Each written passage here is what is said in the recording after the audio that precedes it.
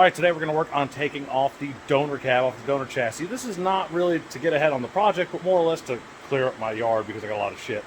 So we've got the gantry set up and we got a strap run through the cab. We're going to go ahead and take the body mount bolts off and get this ripped off and get it ready to haul off to scrap.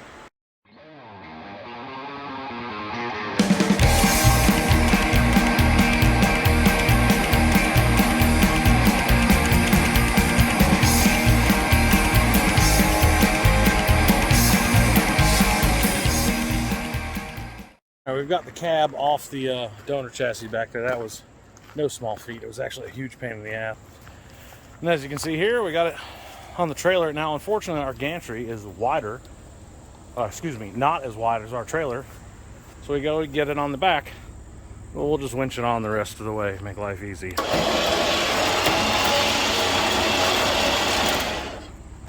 So in order to go ahead and start getting the cab off of here, a couple things have to happen. One, I can't move the truck because the back axle is locked up, and I don't want to put any more strain on my personal vehicle trying to drag it around, and I haven't bought a tractor yet. I need a tractor. So we are going to cut the frame right in front of the axle and turn it into a sled so we can drag it around. Go ahead and cut this frame right in front of this rear cross member.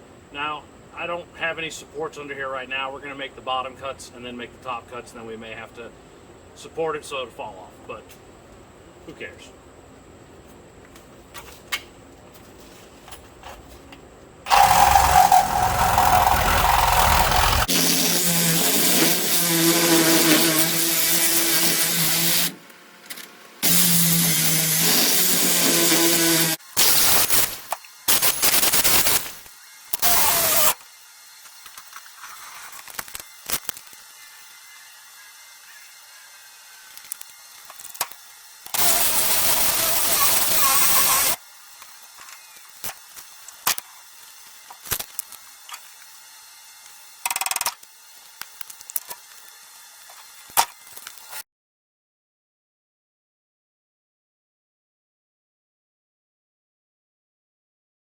Let's run the Milwaukee half-inch through the ringer. We're going to take the wheels off of this 47 Ford 1.5 ton axle from that truck right there.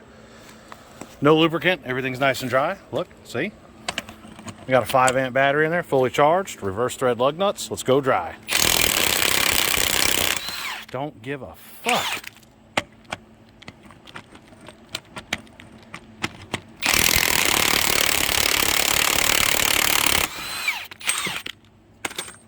Now we're out here doing late night shift stuff. As you can see behind me, we got the cab of the 47 off the frame. We did have to cut all the bolts because, as you can imagine, they were pretty well torched.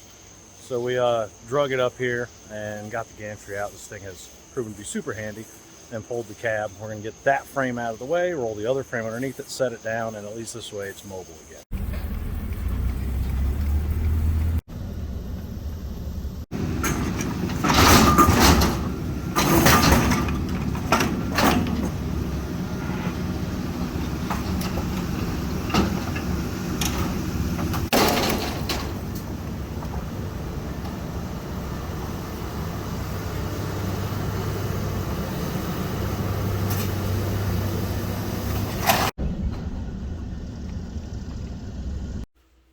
That's going to do it for the update today on the 47 Ford flatbed. That project is going to be stagnant for a little while we get some more stuff cleared out. Also, we have an addition going on with the shop, and we're closing in the other side, so we have some more room just in time for winter. Stay tuned for more updates on it. Also, I'm still looking for suggestions on an engine. You know, I feel like I might just put a Dodge engine in it and then just piss everybody off at same time with a Chevy chassis and a Ford body. Why not? Thank you for joining me. Until next time, happy hot rodding.